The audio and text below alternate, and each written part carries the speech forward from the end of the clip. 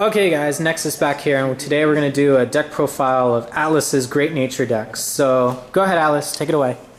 They just pressed the camera and walked out of the room. First off, this is in fact my own design of Matt, so it's one piece and... Okay, fuck it. Okay, so starting off we have Pencil Koala as your starter. He's a GB1. When he boosts an attack that hits Vanguard, you can give... I call it doping, the 4K and retire. So he gives something to dope and also life insurance, which is when it's killed off at the end of the turn, draw a card. He works really well behind Vanguard. It's something you keep the whole game. It's not really there's not really much to it. I considered Blackboard Parrot, which is shove and soul, give something life insurance, but whatever. This thing has better longevity, so put him in. For heals, I want more dictionary dope. So it's bunnies right now. 8 crit. I like variety. So 8 crit and 4 draw, which is Castanet Donkey. He's the Mardal clone, shove and soul, give something plus 3k. You can run 12 crit if you want, but I think 12 crit is boring. Stands, I never really found much use for either, because typically your Vanguard's going first. So, moving on to grade 1s, we have 4 PGs. The deck has a lot of unflip power, mostly stemming from this, because even during games where you go ride this as your first Vanguard, you can Soul Blast it out with something you'll see later, and then that's in your drop zone for the unflip. You can also call it, dope it, kill it off, go for the unflip. So, 4 PGs. 4 Stride Fodder, because this is a G deck. 4 Duckbill, the thing that gave Great Nature the greatness. On call, give something life insurance, and it's a 7k, so it's a good number that works with something else you'll see later. And then lastly, a Taping Cat and a Soft Tank Sloth. Taping Cat is on call, Soul Blast 2, draw 1, so it works like you ride grade 3, you call Taping Cat, Soul Blast out, maybe this was in there. Soul Blast 2, draw 1. So that works. Works for drawing. It also works for, if you dope him once, he's a 9k, so that works in front of your 7k dudes. And then Soft Tank Sloth is the other thing I was talking about with unflips, where when he's killed off in the end phase, you Soul Blast 1, unflip 2 damage. So by doping him once, he's a 10k, so a lot of the times these like weak numbers, the 5 and 6k, they can work in your favor. You can also run a second Taping Cat if you want to, or a second Sloth. I just found that one of each just worked for me. It's a personal choice. Moving up to grade 2s, first off we have the 10k Vanilla. I like this one better than the Geograph, bite me. He works, first off, if your opponent decides to play the grade 2 game, he's a great thing to sit on for a while. Start attacking rear guards. General PSA, if you are if you're running a G deck and some dude goes, okay, I'm going to play the grade 2 game, start attacking his rear guards, his or her rear guards, because you're taking resources away from them. And also, like when you do eventually get your stride off, you have less pushback. So this thing works with that. Also, with a column like this, if you dope, either one of these, it's a 21k column. So that works. Next up, you have 4 Crayon Tiger.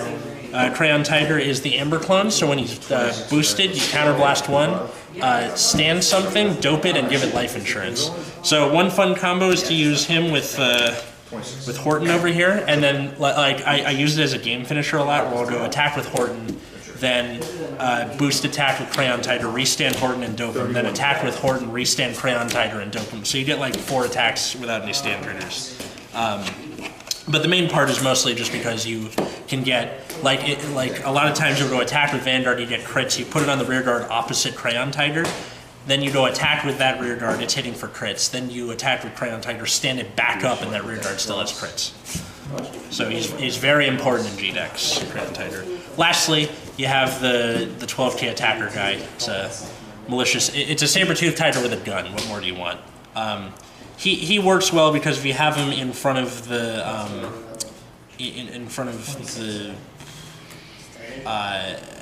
7k attacker, and you dope him twice, it's a 26k or 27k column. So or even if he's by himself and you dope him 16k, he hits great numbers.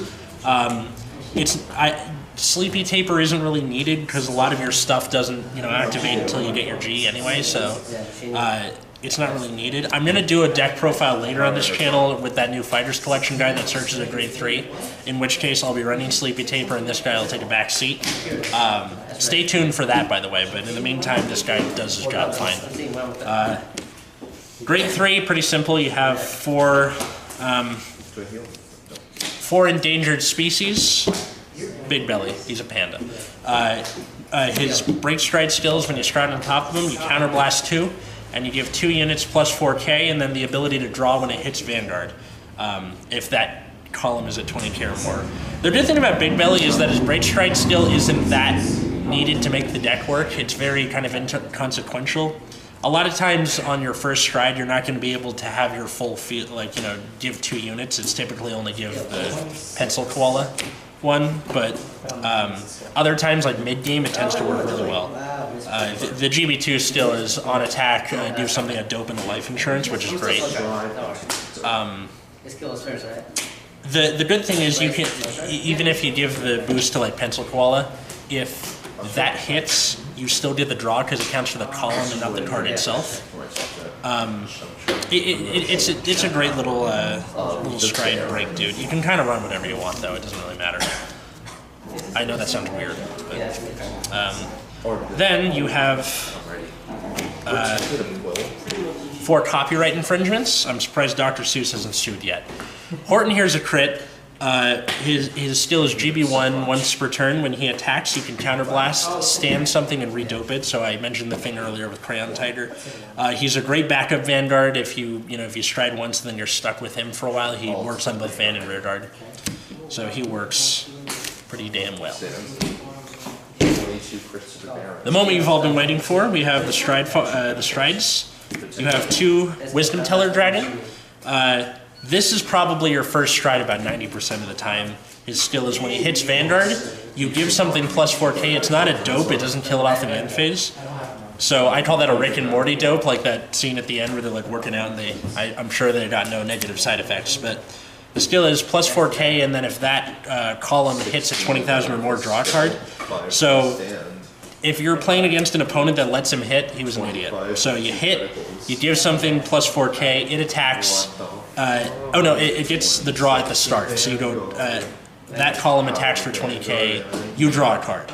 Then, on the other side, you have your Crayon Tiger. He attacks, he restands the other dude, and then he gets another 4k, he attacks again, you get another draw. So you're going to be drawing out the wazoo. I like to do this thing sometimes where if I have a bunch of cards in hand, I will mockingly put them together and make it look like I'm holding a book. I'm not very popular, but yeah, this dude is great for a first, maybe even second stride, but typically it doesn't work the later you go into the game, but that's fine. There's other stuff you can do. Next up, you have Phoenix. He's pretty simple. When he attacks, dope 2 things. So that's great if you use Bigbelly's skill, or you have stuff that activates when it's killed off at the end phase, like you stacked a bunch of life insurances via Duckbill or something like that. These work great. It's also great if you're playing against something like Cobra or Link Joker, where you don't want your front row there to be punished at the end, so you can just go get them out of the way. Lastly, we have the finisher for Managarmr. Managarmr, that's how you pronounce it. His skill is counterblast 1, you flip over a copy of him, you pick 2 units, they get 4k, and then if their column attacks at 20,000 or more, your opponent can't draw the grade 1 or higher. So again, this harkens back to this dude and Horton, where you're going to be throwing out these like 20k, maybe 30, 40k attacks where your opponent can't. They're going to run out of grade zeros eventually, folks, but this thing is your finisher through and through.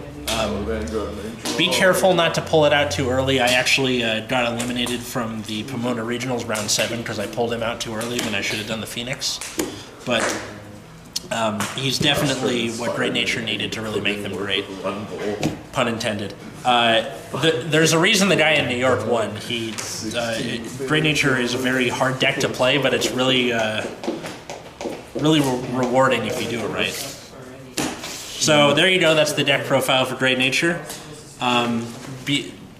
Stay tuned for the one in the future with the assistant guy in the Fox Legion. I'm also going to do one with Seekers and Alfred Exif. So stay tuned for that. Have a good night, guys. Like, comment, subscribe.